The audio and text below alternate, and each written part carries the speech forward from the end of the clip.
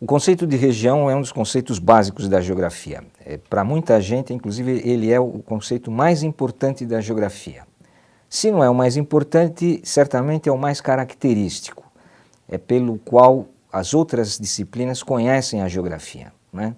O conceito de região, portanto, é caracteristicamente um conceito geográfico, porque reúne uma síntese de informações, tanto do espaço físico quanto do espaço social e cultural. Então, por essa razão, os franceses gostavam de dizer que a região é o espaço par excellence, né, que é o objeto de estudo da geografia. Outras correntes não acham isso, sobretudo, a linha da geopolítica alemã tem uma visão diferente e prefere o Estado Nacional, o território do Estado, como categoria-chave. É uma divergência entre franceses e alemães que nós carregamos ainda hoje. O problema da regionalização é porque, de um lado, você tem um processo que é a realidade de transformação do espaço terrestre e, de outro lado, você tem o observador. Então sempre fica uma tensão. Quem é que está regionalizando está partindo da realidade, tentando entender as diferenças reais do espaço terrestre, ou parte de um critério de regionalização. Por exemplo, eu quero saber aonde se produz gado, por exemplo. Então quais as regiões. Então, conforme o que se queira, essa regionalização pode ter um caráter mais subjetivo, lógico, ou pode estar se referindo a um processo histórico. Essa é a primeira dificuldade. Então é preciso diferenciar um pouco a partir daí. Depois, então, vai se chegar a quais os critérios que definem uma região. A grande diferença é que se eu apenas localizo um espaço, defino o seu perímetro, eu tenho uma área, mas eu não tenho ainda uma região. Não falei quais são as características desse espaço. Quando eu começo a incluir clima, vegetação, características do espaço físico, específicas daquele espaço, e ainda por cima, aspectos relacionados a modificações que o homem introduz no espaço, então aí eu tenho ou regiões naturais ou regiões no sentido humano, e aí precisa dizer qual é o critério que eu estou usando para definir minha região. A geografia regional faz essa síntese do físico e humano. E a geopolítica pega pelo lado das forças que se entrechocam. Então, são parecidas as regionalizações com base, né, num critério geográfico propriamente dito e de pouquinho diferente é daquelas do critério político. Uma boa pergunta, por exemplo, é a seguinte: a América, ela, quando surge para o conhecimento geográfico, ela é chamada de mundo, não propriamente de continente. O que se tem aqui é exatamente isso. Se eu falo o mundo, é mais subjetivo. Se eu falo continente, estou tentando ser objetivo. Na história do desenvolvimento da geografia, a primeira grande diferenciação do espaço foi observada pela própria natureza. Em primeiro lugar, pela cobertura vegetal, que é bastante evidente a diferença de paisagem. Por isso, o primeiro conceito que se desenvolveu foi o conceito de região natural. Uma região natural pode se sobressair por um elemento, um deserto, por exemplo, ou a floresta amazônica, ou um conjunto de elementos. Nas regiões temperadas, isso é mais comum. Ora, aí então temos as regiões naturais que têm relação com o meio ambiente. No Brasil, o professor Aziz Absaber desenvolveu a noção de domínio morfoclimático, que é um pouco a mesma ideia, juntando solo, vegetação, hidrografia, relevo, clima, ou seja, todos os elementos da natureza. A segunda forma de regionalização mais comum é a econômica, em função do tipo de atividade que se exercita num determinado lugar. Então, se é um distrito industrial, se é uma região agrícola, de exploração florestal, é a segunda forma mais comum de se fazer uma regionalização. E a terceira é a cultural, muito em função de religião, língua, né? Os critérios de ordem cultural também são muito comuns. Só mais recentemente é que surgiu uma divisão com base em critérios geopolíticos, que levam em conta o poder do Estado, tanto em termos militares, quanto em termos de população, tamanho. Essa é uma última regionalização, digamos assim, em termos da história das regionalizações em geografia. As três propostas que estão mais em voga, que são mais discutidas da divisão do espaço brasileiro para hoje, são do Pedro Geiger, a oficial do IBGE, e uma proposta do professor Milton Santos e da Maria Laura, mais recente. As três guardam um denominador comum que é um pouco a ideia de uma regionalização depois do fenômeno da industrialização. Ou seja, como o Brasil ficou em termos de organização do espaço depois da concentração urbano-industrial no Sudeste. Basicamente essa é a ideia. Foi a partir daí justamente que o IBGE fez a sua divisão. O problema da divisão do IBGE, vou começar falando dela, é que ela está um pouco antiga já. Essa divisão ela é de 69, teve que ser adaptada em 88 com o surgimento de novos estados, e ela ficou um tanto, digamos assim, anacrônica em relação às mudanças que aconteceram nos últimos 30 anos. Acho até que o IBGE deveria fazer um concurso nacional para rever a sua divisão, e atualizá-la. É exatamente com essa intenção que tanto o Pedro Geiger quanto o Milton Santos e a Maria Laura tentaram dar conta de critérios um pouquinho diferentes. Vamos ver quais são. No caso do IBGE, ainda pesava muito a ideia de bacia hidrográfica, que tinha sido o critério da divisão regional anterior. Aí, como o Sudeste estava muito urbanizado e industrializado, então o centro foi o Sudeste, com as áreas em volta numa situação periférica, e a Amazônia ficava muito afastada como uma região isolada. Com o processo seguinte de incorporação da Amazônia, ficou um pouco comprometida essa noção de que a Amazônia estava num espaço muito afastado e isolado. As linhas de força da expansão, tanto da demografia quanto da frente pioneira, da frente agrícola, foram empurrando a Amazônia, e fazendo encolher a floresta. Este é o processo que está em marcha. Depois de praticamente destruir o centro-oeste e o cerrado, se avança para a floresta amazônica com soja e gado. Essa é a expansão da frente pioneira. De modo que, no caso do Geiger, ele pensou uma coisa mais em processo, não tanto a estrutura funcional como no caso do IBGE, mas qual o processo de cada região. Começando justamente por uma região mais isolada, a Amazônia, uma região periférica, o Nordeste, e uma região central, o Centro-Sul. Portanto, ele apaga a divisão entre Sudeste e Sul, Centro-Oeste e Amazônia unifica, e o Nordeste como região mais histórica. Então, é um pouco a evolução do capitalismo, onde está mais desenvolvido, Centro-Sul, onde ainda é meio agrário, Nordeste, e ainda a área de expansão, a outra região. E, finalmente, o Milton Santos e a Maria Laura partiram de um conceito um pouco mais recente, que é o do meio técnico, científico e informacional, que para justamente o Milton Santos, a partir do estado de Minas Gerais, já para o sul, ele já se configura de Belo Horizonte até Porto Alegre, mais ou menos nós temos uma rede urbana muito integrada, bastante avançada em termos de telecomunicações e de integração, complementariedade industrial. Então essa é a região concentrada. Mas nos três casos existe um pouco essa dualidade centro e periferia. São sutis as diferenças, mas elas revelam um pouco o momento histórico em que foram elaboradas.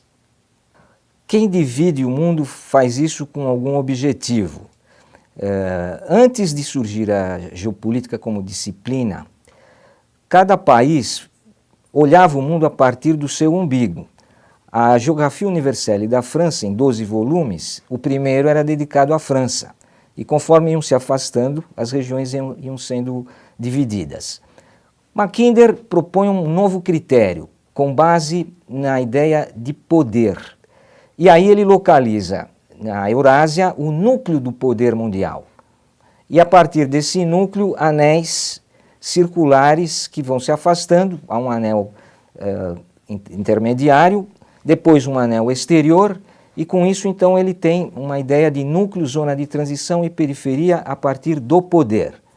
Na mesma época, surge uma outra forma de dividir o mundo que leva em consideração as relações entre o hemisfério norte e o hemisfério sul, que eram, e até ainda hoje são em grande medida, relações de complementariedade e de hierarquia.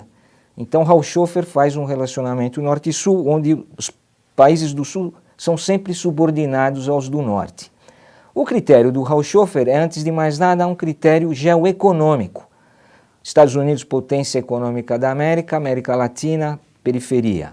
Europa, potência geoeconômica de um conjunto que incluiria a África como periferia. Rússia, núcleo industrial da Eurásia com a Índia dependente. E, finalmente, o Japão como núcleo industrial do Extremo Oriente e o resto dependente do Japão. Ele imaginava que isso equilibraria as forças mundiais e evitaria a guerra mundial. Ora, não foi o que aconteceu. E é por isso que hoje a teoria do Mackinder é muito mais lembrada que a do Haushofer, não é? Mas, basicamente, enquanto o Haushofer faz uma divisão com base em critério geoeconômico, lembrando muito desenvolvimento, subdesenvolvimento, o Mackinder faz forte e fraco, não é? A partir de onde tem uma posição de mais poder e onde vai enfraquecendo esse poder. Então são as duas divisões. A do Mackinder mostrou-se mais resistente. Atualmente nós temos uma outra regionalização muito conhecida, que é os BRICS. E os BRICS são uma regionalização econômica. As pessoas às vezes esquecem, mas os BRICS supõem um centro, que são os Estados Unidos, um anel circundante, que são os BRICS, e um terceiro anel, que são os demais países. Então, de certo modo, lembra o modelo do Mackinder, só que o critério não é poder militar, é poder econômico. E o outro conceito muito desenvolvido hoje é o de choque de civilizações, onde Huntington identifica 8 civilizações no espaço terrestre e vê, sobretudo, um confronto de valores entre o Ocidente democrático e o islamismo e o confucionismo, que ele entende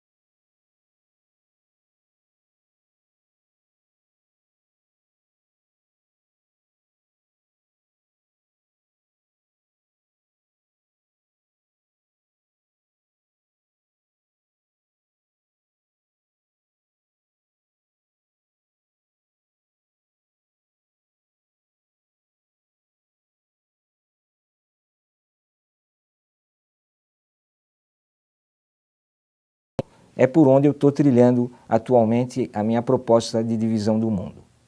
Hoje em dia existem 2 modelos de divisão do espaço mundial que são os mais divulgados e que servem para a gente tentar entender o mundo. O primeiro deles surgiu nos anos 90 com base num critério cultural. É a ideia do choque de civilizações. Ou seja, depois da Guerra Fria, mas não haveria mais uma grande divisão leste-oeste ideológica, então as diferenças teriam ficado apenas no nível da cultura. Esta é a ideia do Samuel Huntington. Ele divide o mundo em 8 civilizações e localiza um choque entre o Ocidente, democrático liberal, e sobretudo o Islão e o confucionismo, que ele considera como civilizações de matriz antidemocrática e antiliberal. E esse conceito foi muito difundido, até surgir mais tarde um pouco o conceito de Jim O'Neill, um economista que fez a divisão com base sobre quais as economias que tenderiam a crescer mais no futuro. Era um estudo a partir de 2000 para frente, de qual a tendência no século XXI. Facilmente ele localizou, pelos 100 anos anteriores, Brasil, Rússia, Índia e China se destacando muito em relação às outras economias, o que valorizou de novo o tamanho, não é? Porque eram exatamente os grandes países, os países baleia, que tinham ficado numa posição secundária na época da inovação tecnológica, que era o Japão, os tigres e tal. Pois bem, essa é a grande regionalização do espaço mundial hoje em dia, né? Ou se trabalha o critério da cultura e tenta-se inclusive justificar, entender os conflitos como conflitos étnico e culturais, Huntington, ou então a visão geoeconômica, né, dos países com mais potencial de crescimento e menos potencial de crescimento. São os BRICS. Portanto, houve uma despolitização. É com base exatamente nisso que eu agora e um professor russo, Alexander Dugin, temos trabalhado uma tentativa de sintetizar os elementos.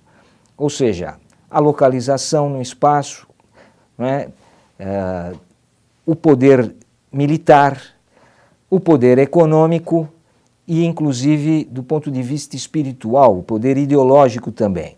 Tentar juntar tudo isso, cultura, ideologia, economia, o próprio espaço e o poder militar. E com base nisso, nós estamos numa disputa, de certo modo. Enquanto Dugin enxerga uma grande oposição, que ele diz que vai além, não é, da oposição entre potências, e que pega os grandes continentes, não é? Ou seja, a oposição entre o mundo marítimo e o mundo continental, entre o mundo atlântico e o mundo eurasiano, e ele vê o choque entre esses dois grandes conjuntos. Não acha que o hemisfério sul seja uma terceira coisa, não é? Da minha parte, como eu sou do sul, não é, eu encaro que o hemisfério sul tem características diferentes. Ele nem é marítimo como a América do Norte, a Europa e o Japão, nem é continental como Rússia e China.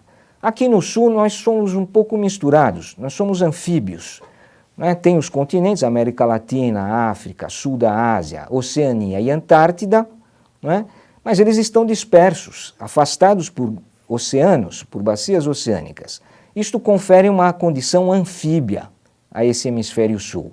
E é por isso que eu arremato dizendo o seguinte: no caso do mundo atlântico, ele claramente é um mundo que defende valores liberais e globalização econômica. Meu amigo Alexander Dugin se opõe a isso e defende tradicionalismo dos valores, não é, e nacionalismo da economia. E eu digo que aqui no Sul nós somos uma mistura disso, não é? Valores modernos, liberais, não é? Mas economia que precisa ser nacionalista, porque ainda não é tão desenvolvida. Então, meu modelo é de 3 regiões, não é? Em que o Sul comparece com uma característica própria, é o meridionalismo.